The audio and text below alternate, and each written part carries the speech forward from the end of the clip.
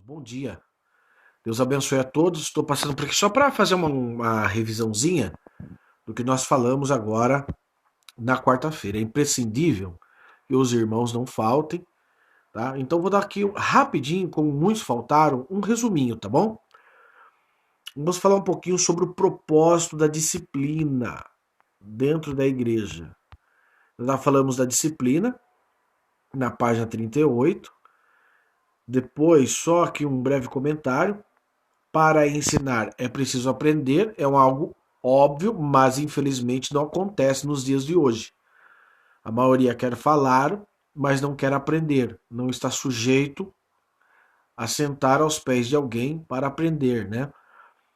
Aí o escritor diz o seguinte, aqui no segundo parágrafo: pela leitura das epístolas de Paulo, nota-se que ele se dedicava mais ao ensino que à pregação, e até mesmo as suas mensagens eram saturadas de ensino. Então a necessidade, quando nós estudamos ali o Novo Testamento, nós vemos, dentro do contexto cultural, religioso e político, que o maior propósito, o maior objetivo ali era o quê?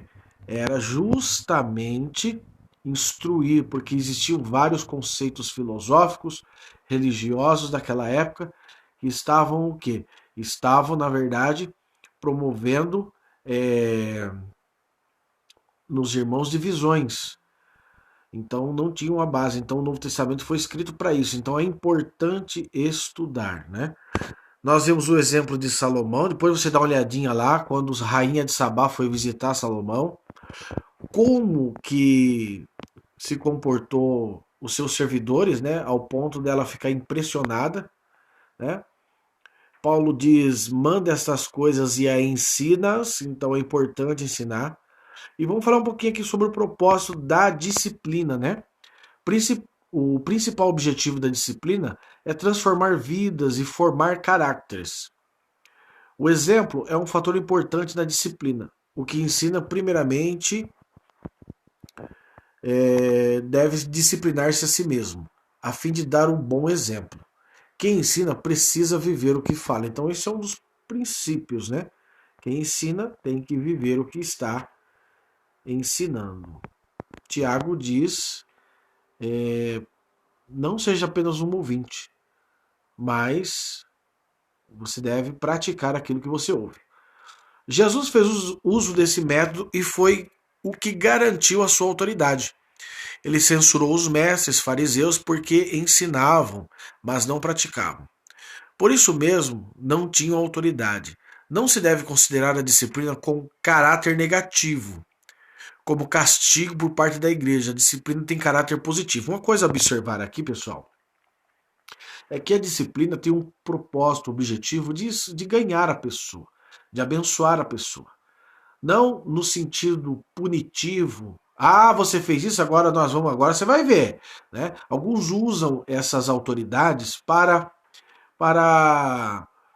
vingar, para judiar da pessoa, para mostrar autoridade. Então, nenhuma dessas razões é positiva, senão o propósito e objetivo de ganhar a pessoa, de restaurar a pessoa.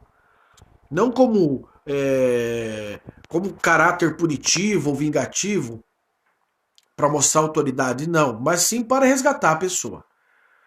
Olha que um dos propósitos, né, da disciplina é corrigir uma má situação. 2 Coríntios 7:9, Paulo diz ali: olha, vocês têm que tirar esse fermento do meio de vocês, aí senão vai levedar toda a massa. Nós falamos, né? Até salientamos, né, que alguns usam a desculpa de dizer: não, não pode tirar o joio da igreja. Bom, o joio foi semeado, o joio e o trigo foi semeado no mundo. A Bíblia diz que o semeador semeou no campo. Jesus diz que o campo é o mundo. Não estou falando para você que você tem que fazer um juízo final, um tribunal de juízo final dentro da igreja para selecionar quem é e quem não é. Mas a partir do momento em que a igreja sabe que existe uma conduta negativa, uma conduta errônea da parte de alguém, o propósito pastoral, até mesmo para ensinar a pessoa a fazer o que é certo. Porque tem muitas pessoas que são ingênuas, não sabem o que estão fazendo e precisam ser orientadas. E no caso daquele que não aceita a correção, e a disciplina, aí Mateus capítulo 18 tem uma respostinha lá, depois nós vamos ver. Então devemos corrigir uma situação e o cristão de verdade ele está sujeito a isso. O segundo propósito é restaurar o caído. Gálatas 6:1. Paulo disse lá que nós devemos, no caso, cuidar daqueles que foram pegos em algum delito e cuidar com amor, com carinho, a fim dele ser restaurado. Manter um bom testemunho da igreja para ensinar essas pessoas que ela está representando não simplesmente a placa de uma organização, mas acima de tudo o reino de Deus e o nome de Jesus, né? Advertir os demais membros para que não se descuidem. Então o propósito de disciplinar um é também ensinar para os demais a aprender, né, com aquele que foi pego numa situação a não praticarem o mesmo, né? E apelar à consciência do ofensor para que ele pense sobre sua conduta, né? Aí continuando, o motivo para a disciplina: conduta desordenada ou desaprovada pela palavra de Deus. Nós já lemos 2 Tessalonicenses capítulo 3, verso 11 e 15, onde Paulo manda lá ficar de olho nos camaradas, né? A imoralidade, 1 Coríntios capítulo 5, falamos lá daquele rapaz que estava tendo relações com a madrasta, né? Propagação de falsas doutrinas e heresias. Temos que ficar esperto com o que é ensinado, com o conteúdo que é ministrado. Muito esperto com isso, porque João já disse que naquela época já tinha muitos enganadores. Imagine hoje, né? Propagação de falsas doutrinas e heresias devem ser combatida. Filiação à organização ou igreja incompatível com o cristianismo. Tá? Não adianta, irmão. Você tem que... Nós, líderes e aqueles que estão procurando uma igreja para congregar, primeiro ponto, tem que ser bíblico. Dentro, não é só bíblico, mas dentro de um conceito ortodoxo, tradicional, bíblico, né? Porque tem muitas bíblias sendo pregadas com diversas interpretações, mas não conhece ainda, infelizmente, as bases, né?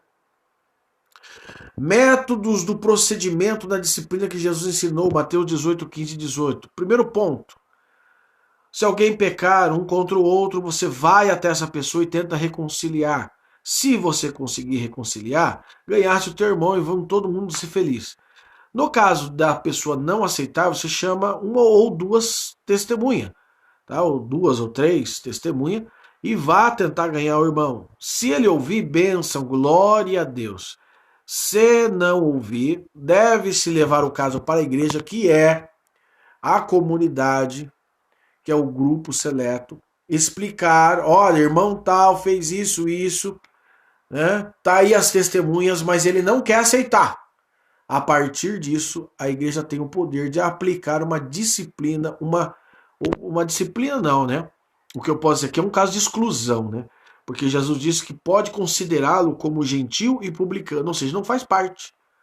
As pessoas que não aceitam o que é certo e o que é bíblico, e na mão do líder, na mão de toda a comunidade, tem um poder significativo que temos que tomar conta. Então, meus irmãos, isso é uma base do que nós falamos.